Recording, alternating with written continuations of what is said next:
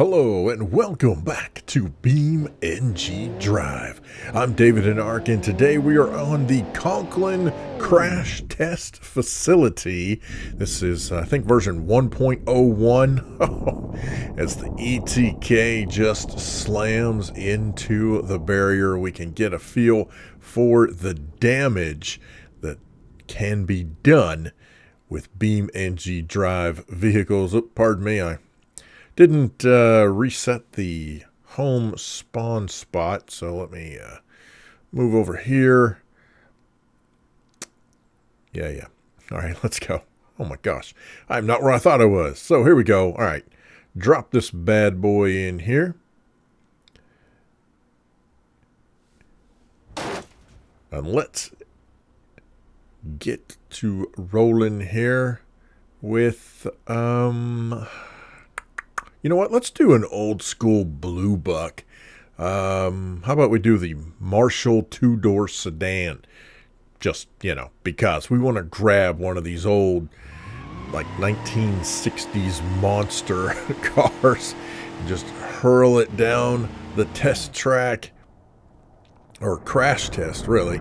Slam it into the wall and check out the damage there. Now, I would tell you one thing about these old vehicles being in these gigantic boats is that it's got a lot of metal between the driver and, well, the engine and the front end and all that stuff. So here we go. Oh, slam. Look at that, man. Just, oof. I mean, doing plenty of damage, but to tell you the truth, I'm not sure that the driver would actually be all that hurt, other than, like, you know, kind of a whiplash situation. So we got this little area over here. Not quite sure what that does. Got little cameras set up. Then we've got another one that's kind of an offset barrier. So let's drop in the blue buck here. Well, okay, I'm facing the wrong direction. So let's see if we can get the blue buck turned around. There we go. Oh. All right, let's just run and gun. Now, because this is going to be offset, it's going to do slightly different damage. Oh, man. I don't know. That driver's seat sure looks kind of jacked up there. Not to mention the whole front end of the car. I get that, but, you know, we're looking to see what kind of damage can be done to each of these BeamNG Drive vehicles. Now, I'm not going to do all of the vehicles in this video. This is mostly just looking at some of the features of this crash test facility. By the way, I'll have a link to the mod down in the description below. You can check it out. And, that's head on the offset. Look at that, man. Just wrapped both sides of the front end around that little barrier. That is painful. Not to mention, look at that. Scrunched up the front end, scrunched up the doors. Ooh, that's not good. But honestly, you know, given, again, the type of vehicles that were made back in those days, that's actually a pretty good result. I'm not quite sure what this little off-center wall or angled wall is going to do, because there's not a real big run-up to it. We do, however, have looks like a flip ramp into a wall, because that's a normal thing that happens when you're driving. Yeah, flip ramp into the wall. When does that happen? What? I'm very curious to understand what the purpose of that particular stress test is. I'm trying to think of how many situations that we've seen in real life where, I don't know, a vehicle hits some kind of an angled piece of something, causing it to flip up at an angle and then immediately into a solid object. I have no idea. But we're going to try it anyway, because it's BeamNG and we are messing around with physics and just putting vehicles to the test. Oh my gosh. Look how much worse that is compared to The blue buck. Oh, that is not good. That car is, what, less than half the length that it started out with? Not to mention, the driver's compartment is completely smashed. So if we pause the physics here, I want to see what happens. Slow things down a bit and just let's watch this vehicle slam into the wall. Oh, the whole thing accordions. I mean, there's no reinforced steel, frame. Of course, now I realize, there is, but not like the old school cars. Now, I do realize that, modern day cars are really designed to do that. There are crumple zones so that when the vehicle smashes into something else, the vehicle itself is able to collapse, and really manufacturers try to design those crumple zones so that it diverts the force away from the driver. But whew, that is some serious damage. All right, I just don't understand. What do we got on the outside? Nothing really. Okay, we have a wall within a wall. Have you ever seen the movie Cube? That's kind of what we have.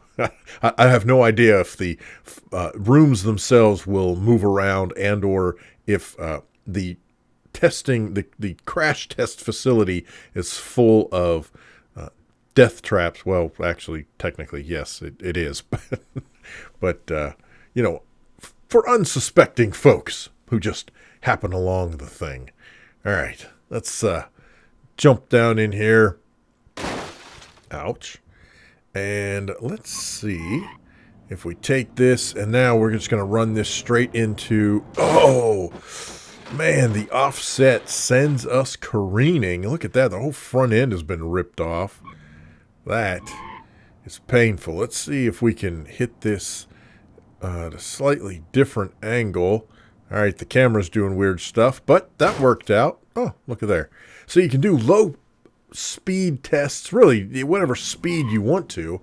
So let's say this one, we're going to run this one around 50 miles an hour-ish. And then you can compare damage. See at which speeds different vehicles perform. I don't know if perform better is the right term necessarily, but that are, what is the damage that a vehicle does at 50 miles an hour, say, again, well, we had the ETK 800 here, so what if we did it versus some other kind of vehicle? I don't know. How about a big rig? Let's try a T-Series and drive the T-Series straight into this barrier here. Now, we're only going to get up to about 40 or so, just mainly because there's not enough room to get the speed up any higher. But look at that.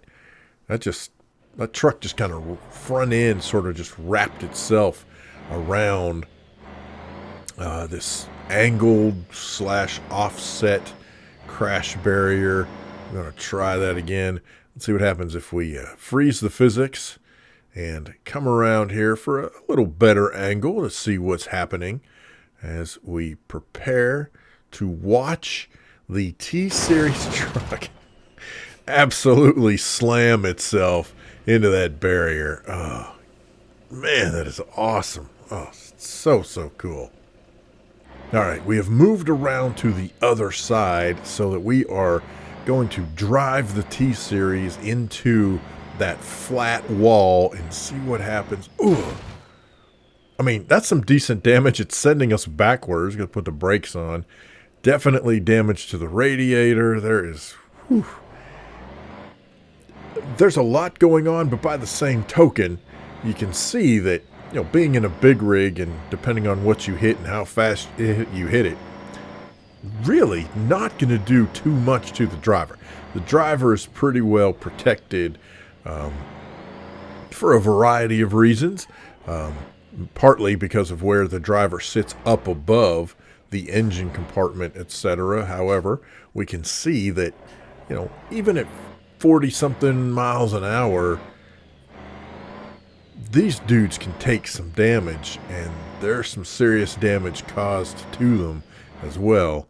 Let's see if we can take a look here. This time I'm going to move the angle a little bit, but I also want to slow down the speed so that we can watch what happens in slow motion. Oh, look at that. I'll tell you, the brunt of the damage, the brunt of the force looks like anyway, that the front end takes at the very front, and then it kind of looks like it diverted it along the sides of the frame of the truck itself. So very cool stuff, man. Now, of course, we've got to put in the hero bus to see, oh my gosh, what kind of damage this bad boy can do with those jets just giving it super boost. It's just totally crunched up. The whole front end is buckled under. That is not good. Let's try this again, only this time when we get down to the end. Okay, let's see how fast we're going. Well, that's about 94, but we'll end up going faster than that once we kind of get the camera angle set up. Excuse me.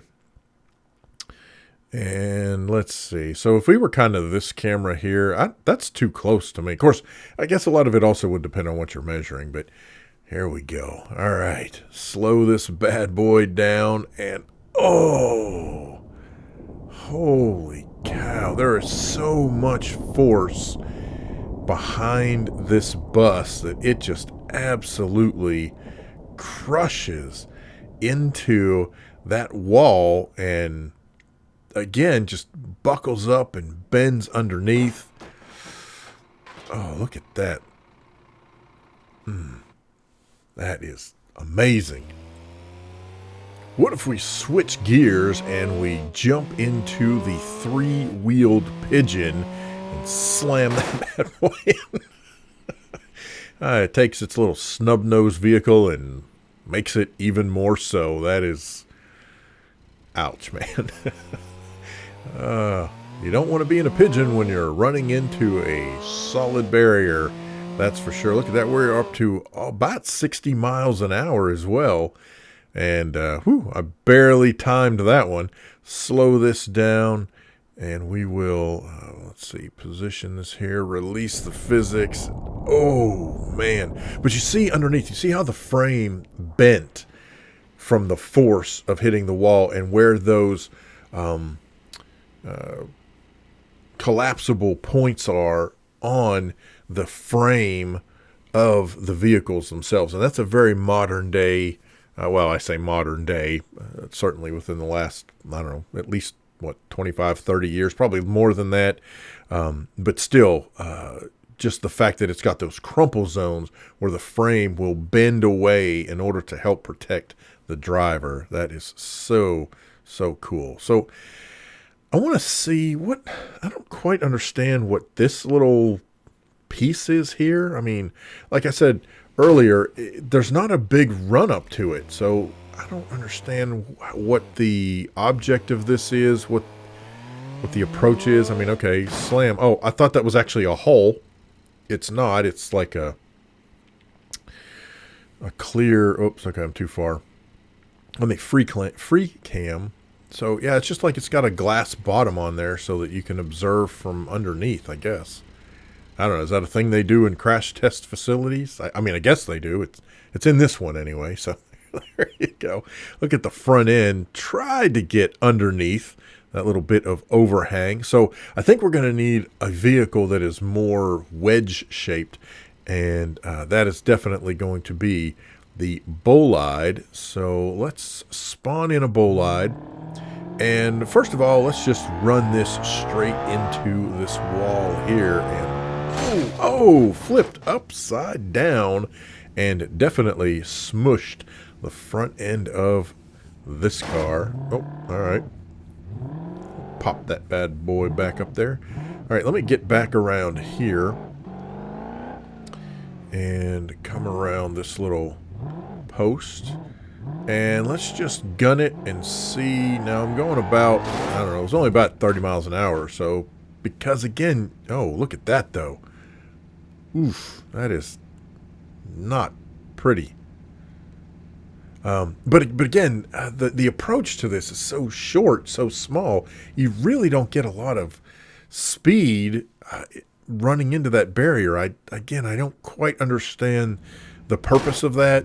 So those of you that are way more informed, feel free to clue me in as to what's happening. In the meantime, we're taking the bullide and slamming it into the angled offset barrier here.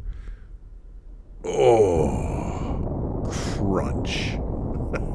Oh, and I think we're stuck.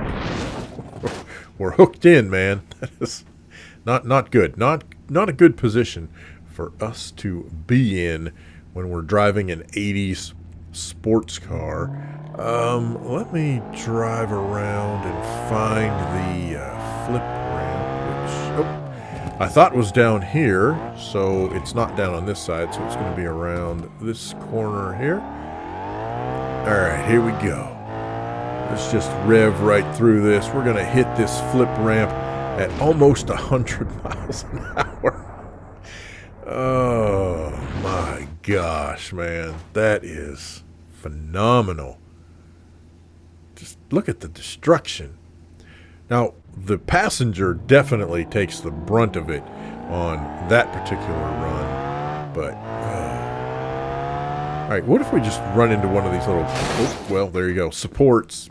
I'm just curious to see what different things do inside the test facility. You know, if you run into them, I don't know. Why not? Oh, there you go. Whoop, flip around. Oh, man, I thought I was going to be able to drift around the corner. So much for that. All right, well, let's go down here. Oh, nope. That's not exactly what I was looking for, but that's a good place to end things. Got any questions, problems, suggestions, horror stories? Feel free to leave those down in the comment section below. Thank you so much for watching. I appreciate it so much. Also, thank you to Hero of God, GamerGull, and LosWilko for supporting me on Patreon. You can check that out, patreon.com/davidinark. Thank you so much for watching, and we'll see you next time on BeamNG Drive. Have a great day.